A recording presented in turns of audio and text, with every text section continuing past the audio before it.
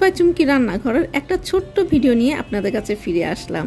কারণ blogs by চুমকি রান্নাঘর তো আপনাদেরকে নিয়ে। আমার প্রিয় ভিউয়ার্স, আসসালামু আলাইকুম, কেমন আছেন আপনারা সবাই?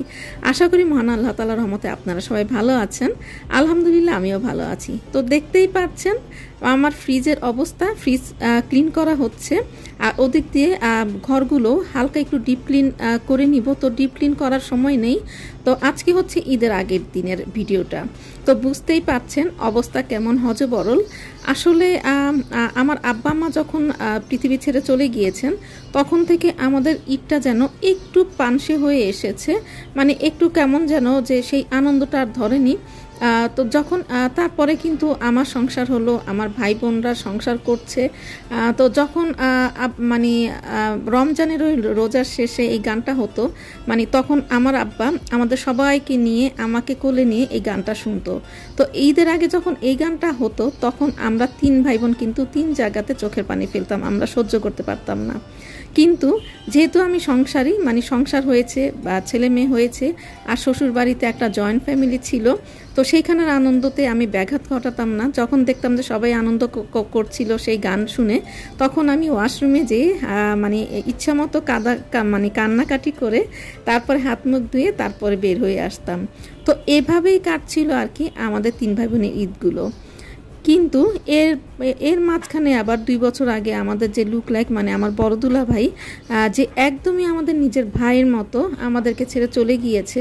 আর গত বছর আমার শাশুড়ি আমাদেরকে ছেড়ে চলে গিয়েছে। তো এতে করে দেখা গেল যে আমার আব্বা আম্মা হারানোর যে মানে বেদনাটা, সেটা যেন আবার মানে মাথাচাড়া দিয়ে উঠেছে। মানে ঈদটা বলতে যে একদম পানসে হয়ে এসেছে। আর এমনিও একটু ব্যস্ততায় সময় কাটছে ইদানিং, যার জন্য যে ঈদের আগের যে একটা অনেক বড় প্রিপারেশন, সম্পূর্ণ ঘর ডিপ ক্লিন করা, সেটা এবার একদমই করা হয়নি। তো হালকা পাতলা একটু করে নিচ্ছি। আর এছাড়া মানে খালাও আজকে দেশের বাড়িতে চলে যাবে, আমাকে 1টা পর্যন্ত কাজ করে দিয়ে যেতে পারবে বলেছে। তো আমি বললাম যে শুকর আলহামদুলিল্লাহ, কারণ আমার সমস্যার জন্য তো তাকে সমস্যা দিতে পারি না। কারণ 1 বছরে একবারই তো তারা ছুটি নেয়, সেটাও যদি ঠিকমতো দিতে না পারি তাহলে তো সমস্যা, তাই না? তো এই যে এদিক থেকে রাত 11টা বেজে গিয়েছে, আমি এদিক দিয়ে তন্দুরির চিকেনটা রেডি করছি, লুচির জন্য কাই করে রেখেছি, জর্দাটার জন্য চালটা সেদ্ধ করে রেখেছি। মানে মোটামুটি একটা প্রিপারেশন নিয়ে রেখেছি সকালের জন্য। আবার একটা ডেজার্ট তৈরি করেছি, একটা পুডিংও তৈরি করেছি। তো এভাবেই করে আস্তে আস্তে সব কিছুই করছিলাম। কারণ এখন যা কিছু করব নিজেরই করতে হবে, করে আবার এগুলোকে ক্লিন করে সব ধুয়ে টুয়ে আবার নিজেকেই রাখতে হবে। তো দেখতেই পাচ্ছেন বেলা মানে রাত 11টা বেজে গিয়েছে। তো এই যে অবস্থা, এখন এগুলোকে সব আবার পরিপাটি করে ঘরটোর পরিপাটি করে তারপরে রাতে ঘুমাতে যেতে হবে। তো এই যে ডেজার্টটা, এটা আমি খুব যত্ন করে করেছি। উপরে ক্যারামেল দিয়েছি একটু ক্রাঞ্চি ভাব আসার জন্য। এটা আমি ব্রেড দিয়ে করেছি, খেতে কিন্তু ভীষণ মজার। এই রেসিপিটা আমি আমার চ্যানেল চুমকি রান্নাঘরে দিয়ে দিব, আপনারা চাইলে দেখে নিতে পারবেন, তবে এখনও দেয়া হয়নি। তবে এই একই রেসিপিতে আমি অন্য মেজারমেন্ট দিয়ে, মানে অন্য ইনগ্রিডিয়েন্টস দিয়ে আরেকটা করার ইচ্ছা আছে, তবে এখনও সেটাও করা হয়নি, মাথায় ঘুরপাক খাচ্ছে।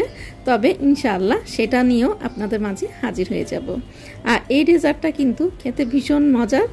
আর এটা রেসিপিটা দেওয়া আছে, আপনারা একটু দেখে নেবেন। তো এই যে আর যেটা হচ্ছে সেটা আমার তো খালাকে দিয়ে রুটি বা পরোটা কিছুই বানানো হয়নি। তো সিঁড়ি মোছার যে খালা আছে তাকে বলেছিলাম আমাকে কিছু পরোটা বানিয়ে দিয়ে যেতে। তো সে বলেছে আচ্ছা ঠিক আছে, আর টুকিটাকি কাজ যা থাকে সেগুলো করে দিয়ে যেতে, কারণ তাদেরও অনেক সময় কম থাকে, তো চাইলেও সব কিছু করে দিতে পারে না। তো এই যে খালা আমাকে রুটি মানে পরোটা বেলে দিচ্ছে, আর আমার মেয়েও হেল্প করে দিচ্ছে। আমার মেয়ে এগুলো সব বক্সে ভরে ভরে রাখছে।